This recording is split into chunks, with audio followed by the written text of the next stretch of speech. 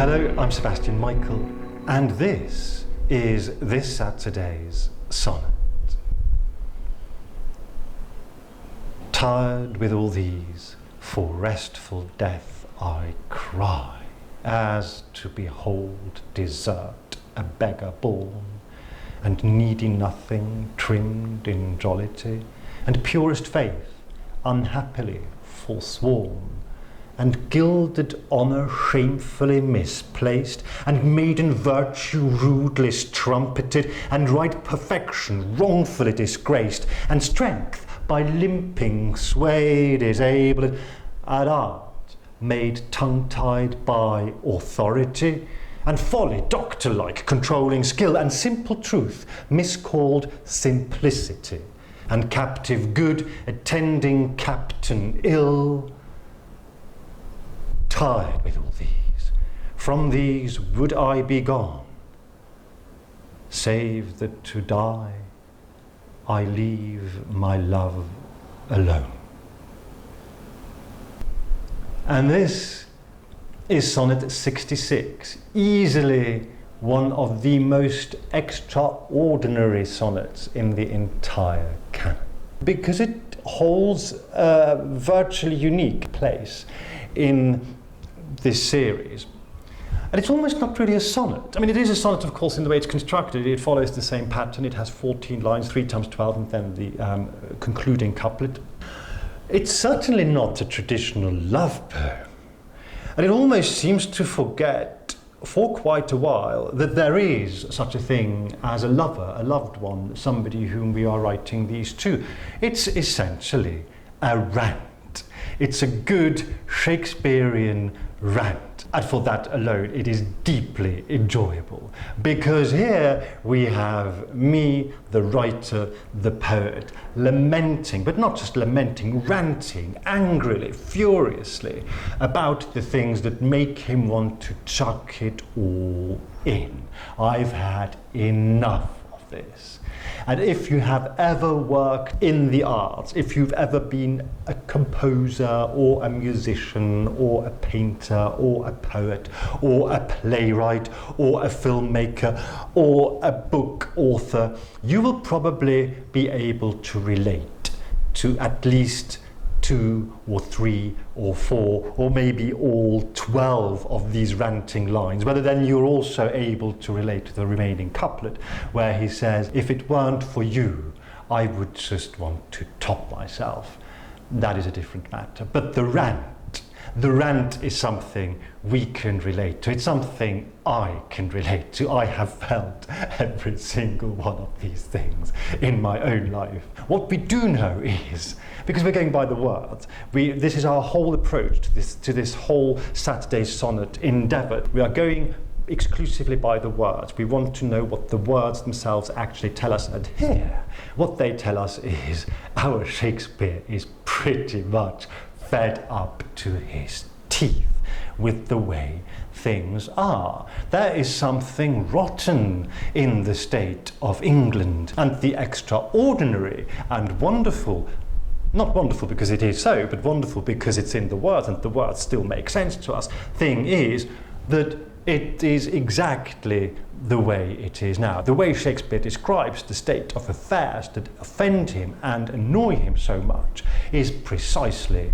the way things are today. Hardly anything has changed. If somebody says to you, Shakespeare has nothing to say to me, Shakespeare is not relevant, Shakespeare is of a bygone era and he has nothing to tell me, show them this particular sonnet, Sonnet 66. Tired with all these, for restful death I cry. And then the list. Bang, bang, bang, bang, bang. 11 lines of what's wrong with the world. And everything that's wrong with the world in the very late 1500s, the very early 1600s, pretty much everything is still wrong with the world today, especially if you are in any way a frustrated or an unrecognised or an unvalued or a less than celebrated, successful, commercially successful artist. And remember, this we can take as read, because it is actually coming through in the words. We know this, it comes from When in Disgrace with Fortune and Men's Eyes, and it's come through since. We know that Shakespeare is unhappy about the way the world perceives him, the artistic world, the writer, the poet's world. And maybe one thing that I can throw in there that helps us contextualize these things a bit, he doesn't say so in the words themselves, and this is where I'm making an exception.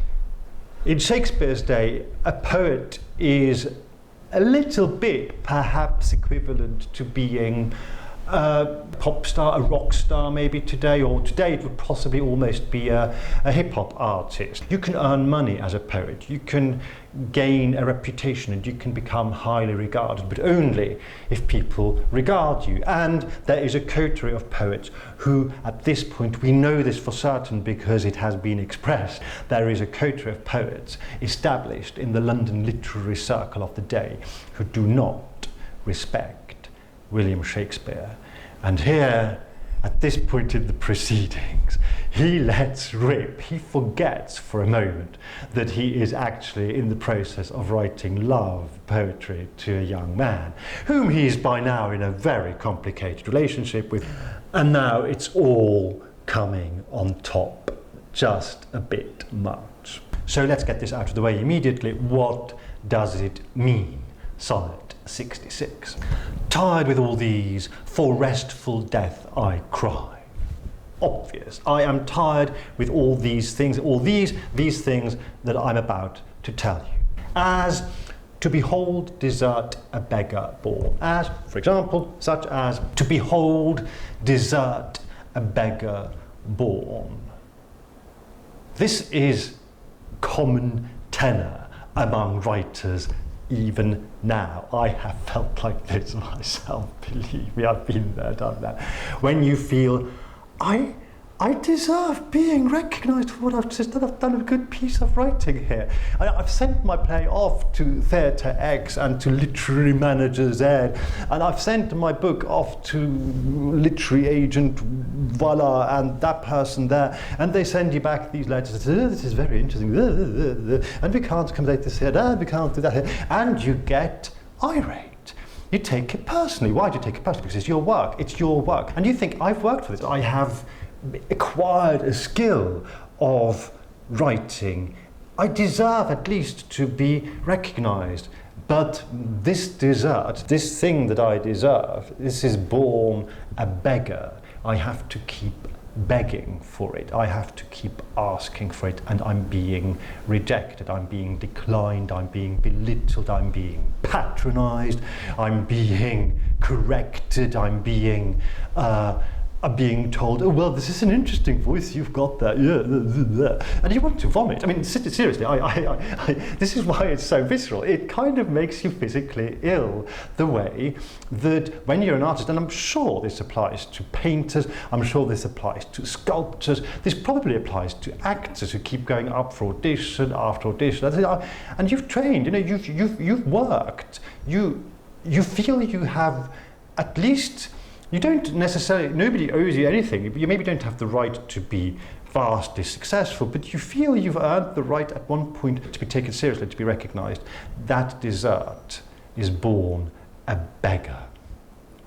And needy nothing, trimmed in jollity, nothing, nothingness, worthlessness that is needed, triviality, is trimmed, is given the benefit of jollity. I mean, this is TV, isn't it? This is the X Factor. This is the kind of talent show that produces celebrities, that make a serious artist think, how can this be the case? How can it be that I've been to a music academy and I have learned over many years to train my voice, and I've become an artist, and there is this nothingness that's being trimmed in jollity, that's being celebrated for being entertaining?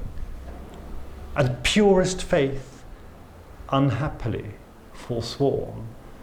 What does purity in faith mean? It's as good as a lie as far as the world is concerned, or so it seems. Who takes a serious say politician, why not venture into politics for just a moment? Because I'm sure this has to do with politics as well in his day. Say you have an honest politician who effectively tells the truth and stands up for their principles and who has something to say. Well, how easily are they betrayed, stabbed in the back? How quick is a shadow cabinet en masse to resign if they don't feel they owe this man an allegiance because he doesn't fit into their pattern? Do you see where I'm going there? I don't want to name names because this is not about politics, obviously, but it is about politics. It is about the unreliability of even faith being readily forsworn and gilded honour shamefully misplaced. Well, that does not need much explaining either, does it? How, I mean, in the United Kingdom today, which may not be united for very much longer at the time I'm recording this, but at the moment we're still the United Kingdom, and we have this system by which every year the government dishes out honours in the honours list, which are gongs that go of various degrees, knighthoods and what have you, that go to various people. Well, these gilded honours, they quite easily get shamefully misplaced. They get placed on the wrong person, on people who have not really done anything much other than maybe given a few million to the party in government. Gilded honour that should be something that comes with genuine achievement, having done something genuinely good for the country. That should be a gilded honour, or being genuinely an exceptional quality in whatever it is that you happen to be that a scientist, or be that a spiritual leader, or be that a politician for that matter, or be that an industrialist in our age. Deserved gilded honour should be. Is it ever? I mean, maybe sometimes it is, but how often is it not shamefully misplaced? And maiden virtue rudely strumpeted. Well, maiden virtue is the virtue of innocence, generally speaking, in a more metaphorical sense, and of course quite literally also the maiden virtue, the virtue of being a maiden, of being a virgin, of not having succumbed to sin. In a bracket there, it's worth remembering that Shakespeare does live in a very religious age, not only in a very religious age, but also in a very religiously conflicted age. And there's a lot to be said about where his religious allegiances lie. I'm not going to go into this because that's not what this series is about, but there's a hell of a lot of really interesting observation and documentation that gives us a bit of insight in the world that Shakespeare lives in, and it is a religious world, even though he does not very often express any religious views at all, but there may be very strong, powerful reasons for this that have to do with survival more than anything else. This is kind of a bracket. So, maiden virtue rudely strumpeted. Well, strumpeted is effectively pimped out, is abused, pimped out. How quick, how easy is it for somebody to lose their virginity, both in a literal sense and also in a metaphorical sense, lose their innocence, become a strumpet. A strumpet is a whore. And again, this does not have to sound all that alien to you or me as a normal person. If you operate in what sometimes gets called the creative industries, I mean, the word creative industry itself seems to suggest that we are pimping ourselves out to other people for money, that there is this element of being a strumpet if you provide services to people who have money. And right perfection wrongfully disgraced. You get this when you go to the opera or the theatre or to an art exhibition or to a classical concert or to a contemporary concert, or you do anything and you see something that is in essence perfect.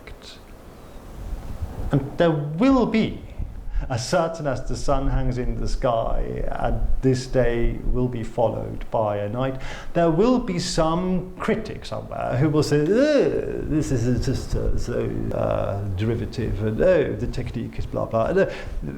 People disgrace perfection at will because they can, because they have a voice, because they don't know what they're looking at. How often does genuine talent, genuine beauty, how do you even define genuine beauty? How do you even know what it is?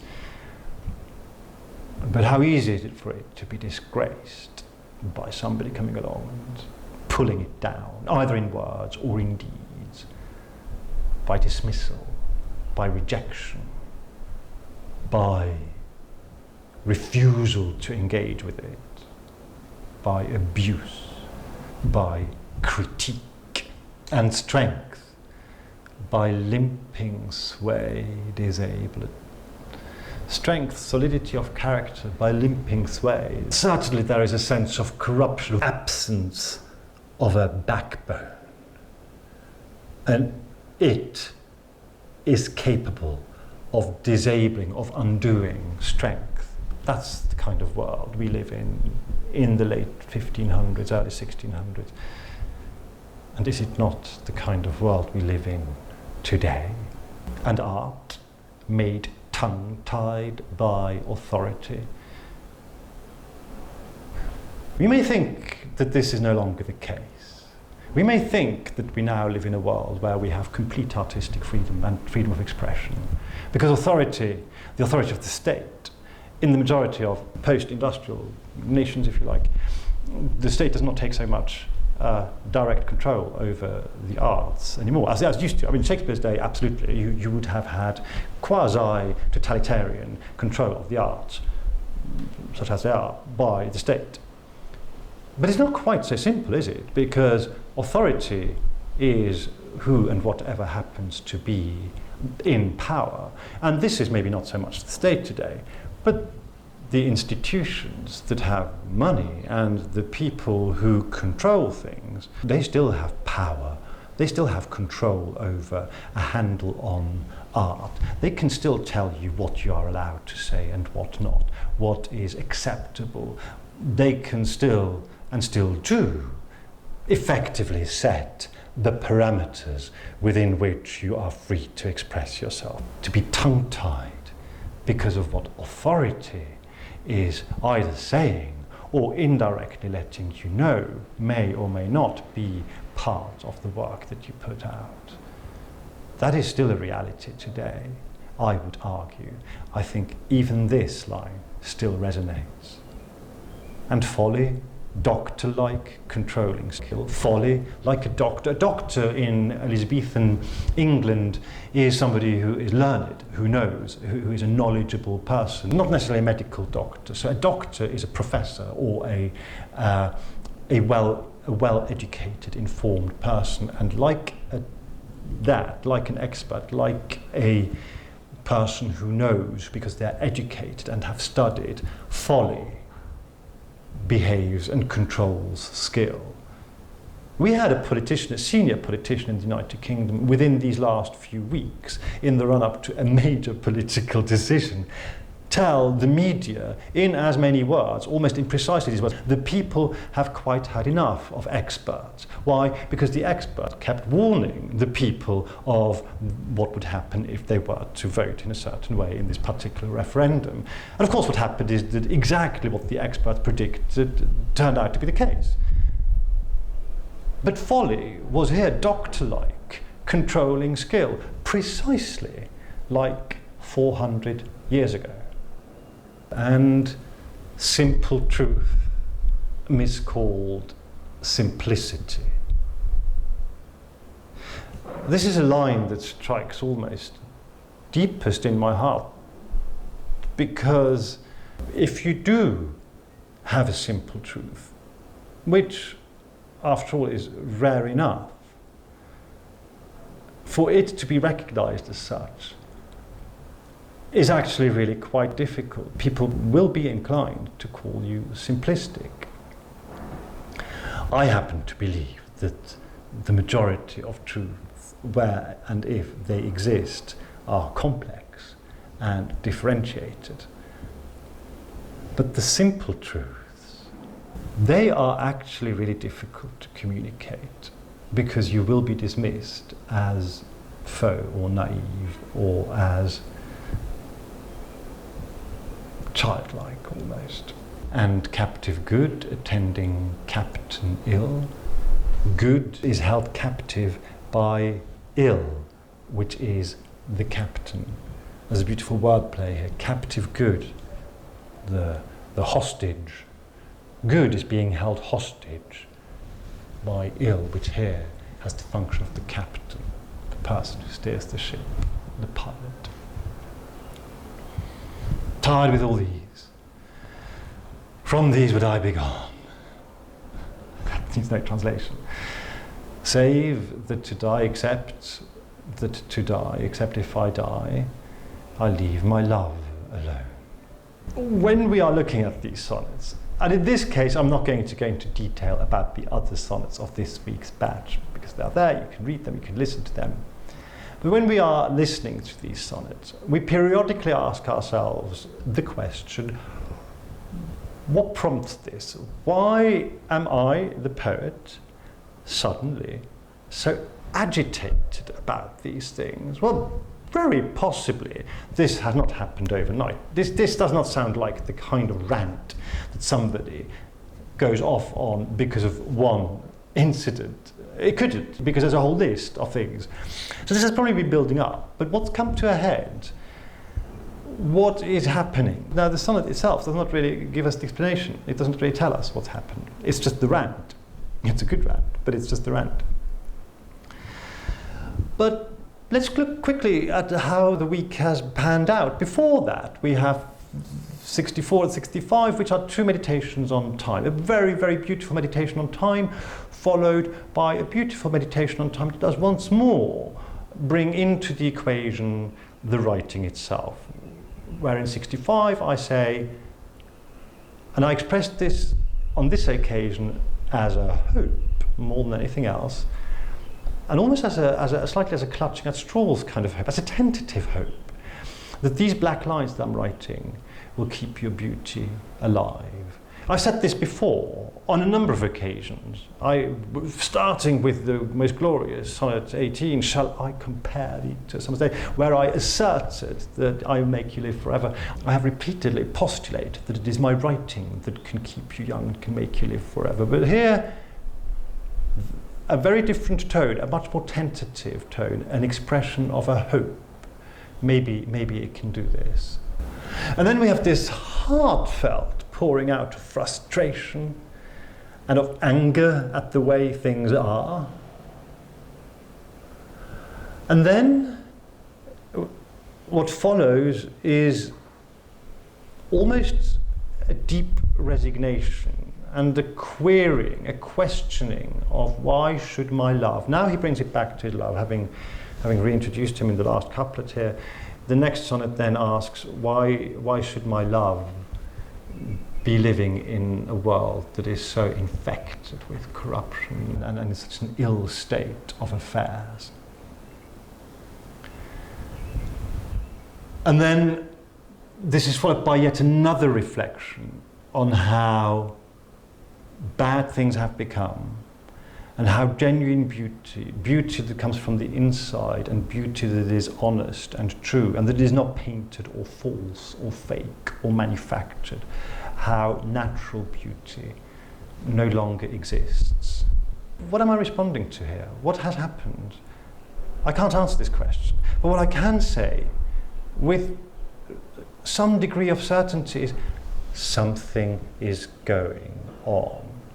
And what's going on now, by the sounds of it, and always going by the words, really trying to only read what is actually in the words, what's going on is on the outside. But is it only on the outside? Here comes possible, something of an explanation. Certainly a strong pointer in 69. People are talking about you. They are praising your beauty, as they have always done, and you are still outwardly beautiful.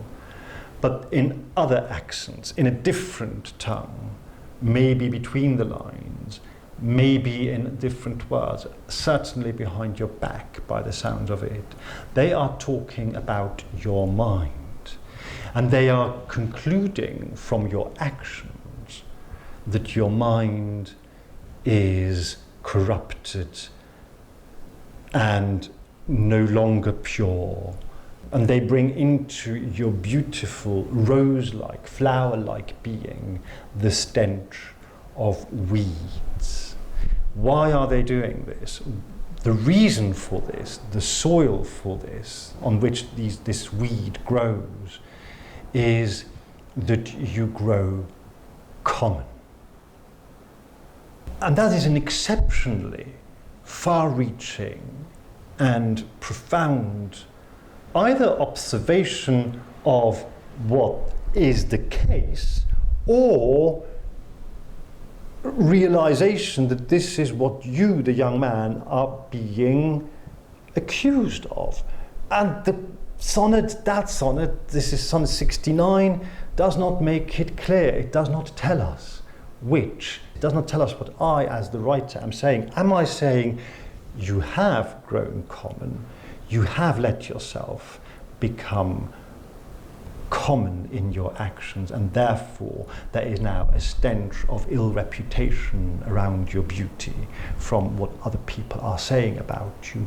Or am I, after all, still the person who loves you, saying they are trying to drag you down? In 69 we don't know, but what we do know is people are talking, people are wagging their tongues, and people are pulling you down to the ground, to the common ground. And remember, common is not a good thing in Elizabethan England. If you are a common person, then you are, for example, a strumpet, or you are of a low character. It's something that, especially as a young nobleman, you would never, ever want to be. And then we have 70, where I, as the writer, effectively absolve the young man from all the things he's being accused of, and really quite directly contradict things I have said before about him, which is also interesting. Where is that coming from? But what we do know, what we flag up here, what we realize from the words, what is in the words themselves, is the world is talking about you, and it's not saying good things.